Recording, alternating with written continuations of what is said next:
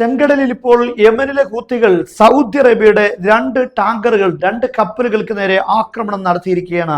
ഈ ആക്രമണം നടത്തിയ കപ്പലുകളിൽ നിന്നും തീ ഉയരുന്നതിന്റെ വീഡിയോ പുറത്തു വന്നിട്ടുണ്ട്. ദിവസങ്ങൾക്ക് മുമ്പാണ് യമനിലെ ഹൂത്തികൾ സൗദി അറേബ്യയുടെ കപ്പലുകൾക്ക് ചെങ്കടലിൽ, അതായത് ബാബുൽ മന്ദബിന്റെ ഭാഗത്തെല്ലാം ഉപരോധം ഏർപ്പെടുത്തിയിരുന്നു. അതായത് യമനിലെ ഹൂത്തികൾക്ക് ഉപരോധമുണ്ടെങ്കിൽ സൗദി അറേബ്യക്ക് തിരിച്ചും ഉണ്ടായിരിക്കും എന്നാണ് പറഞ്ഞത്. യമനിലെ ഹൂത്തികളിലേക്ക് എവിടെ നിന്നും ചരക്കുകൾ എത്തുന്നതിന് സൗദി അറേബ്യ ഉപരോധം ഏർപ്പെടുത്തിയിട്ടുണ്ട്. നാവിക രംഗത്തും വ്യോമരംഗത്തും ഉപരോധം ഏർപ്പെടുത്തിയ കാരണത്താൽ ഇനി അത് മുന്നോട്ട് പോകില്ല. ഞങ്ങളുടെ ഉപരോധം നീക്കിയിട്ടില്ല എങ്കിൽ സൗദി അറേബ്യയുടെ കപ്പലുകൾ ആക്രമിക്കും എന്നായിരുന്നു ഹൂത്തികൾ പ്രഖ്യാപിച്ചിരുന്നത്. എന്നാൽ ഇന്ന് ഇപ്പോൾ അൽ ജസീറ ആണ് ഇത് റിപ്പോർട്ട് ചെയ്തിരിക്കുന്നത്. 2 മണിക്കൂറുകൾക്ക് മുമ്പാണ് ഈ വാർത്ത വന്നത്. Yemenis Houthis claim attack on 2 Saudi oil tankers. 2 കപ്പലുകൾക്ക് നേരെ ഇപ്പോൾ ആക്രമണം നടത്തിയിരിക്കുകയാണ്. ഇത് ദിവസങ്ങൾക്ക് മുമ്പാണ് അവർ പ്രഖ്യാപിച്ചത്. എന്തായാലും ബാബുൽ മന്ദബ്, അതായത് സ്ട്രൈറ്റ് ഓഫ് മന്ദബും ഇപ്പോൾ ഈ യുദ്ധത്തിന്റെ ഭാഗമായിരിക്കുന്നു എന്നതാണ് ഇവിടെ ലോകത്തെ ഏറ്റവും കൂടുതൽ ആശങ്കപ്പെടുത്തുന്നത്.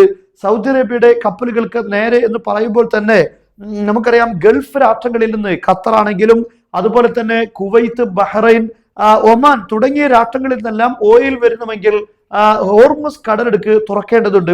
എന്നാൽ അവിടെ നിലവിൽ ഉപരോധമുണ്ടെങ്കിൽ പോലും, ഹോർമുസ് കടലെടുക്ക് അടച്ചിട്ടിരിക്കുകയാണെങ്കിൽ പോലും സൗദി അറേബ്യക്ക് ഓയിൽ സപ്ലൈ ചെയ്യാൻ ബാബുൽ മന്ദബ് വഴി, ചെങ്കടൽ വഴി സാധ്യമായിരുന്നു.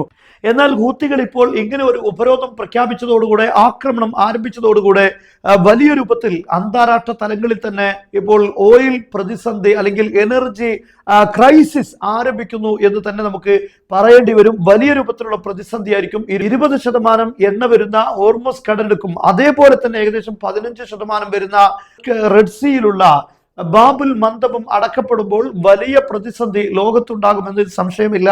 പല ഷിപ്പ് കമ്പനികളും ഇപ്പോൾ ചെങ്കടലിലൂടെ യാത്ര ചെയ്യുന്നതിന് വിലക്കേർപ്പെടുത്തിയിട്ടുണ്ട്. യമനികളുടെ ഭീഷണിയാണ് ഇതിന് കാരണം. എന്നാൽ ഇപ്പോൾ ആദ്യമായി സൗദി അറേബ്യയുടെ 2 കപ്പലുകൾക്ക് നേരെ ആക്രമണം റിപ്പോർട്ട് ചെയ്തിരിക്കുകയാണ്. ഇനി അമേരിക്കയെ സംബന്ധിച്ചിടത്തോളം ഹോർമുസ് കടലെടുക്ക് തന്നെ ഇപ്പോൾ ഇതുവരെ തുറക്കാൻ സാധിച്ചിട്ടില്ല. എന്നാൽ ഇവിടെ യമനികൾ ബാബുൽ മന്ദബ്, സ്ട്രൈറ്റ് ഓഫ് മന്ദബിലും ഇതേ രൂപത്തിലുള്ള ഒരു നീക്കം നടത്തിയാൽ എന്ത് ചെയ്യും? മുമ്പ് ഇതുപോലെ സമാനമായി ഹൂത്തികൾ ഒരു ഉപരോധം ഏർപ്പെടുത്തിയിരുന്നു. അമേരിക്ക സഖ്യകക്ഷികളായി ചില രാഷ്ട്രങ്ങളെയും ഒക്കെ അങ്ങോട്ട് എത്തിച്ചിരുന്നുവെങ്കിലും അവസാനം ഒരു മധ്യസ്ഥ ശ്രമത്തിലൂടെ മാത്രമാണ് ഹൂത്തികളുമായി ആ ഒരു സംവിധാനത്തിൽ, അല്ലെ ആ ഒരു ഉപരോധത്തിൽ നിന്ന് പിൻവാങ്ങാൻ അവരെ പ്രേരിപ്പിച്ചത്. അമേരിക്കയുടെ യുദ്ധക്കപ്പലുകളെ ഭയന്നുകൊണ്ട് ഹൂത്തികൾ അത് പിന്മാറിയിരുന്നില്ല എന്നതൊരു വസ്തുതയാണ്. എന്നാൽ ഇവിടെ എടുത്തു പറയേണ്ട മറ്റൊരു പ്രധാനപ്പെട്ട കാര്യം, ഹൂത്തികൾക്ക് അതിശക്തമായ വാർണിംഗ് കഴിഞ്ഞ ദിവസം പാകിസ്ഥാൻ നൽകിയിട്ടുണ്ട്. കാരണം സൗദി അറേബ്യയും അതുപോലെ പാകിസ്ഥാനും തമ്മിൽ നയതന്ത്രപരമായ ഒരു കരാറുണ്ട്. സൗദിയെയോ അല്ലെങ്കിൽ പാകിസ്ഥാനെയോ ഏതൊരു രാഷ്ട്രം ആക്രമിക്കുകയാണെങ്കിലും അത് 2 രാഷ്ട്രത്തെയും ആക്രമിച്ചതിന് തുല്യമായിരിക്കും എന്ന കരാറുണ്ട്.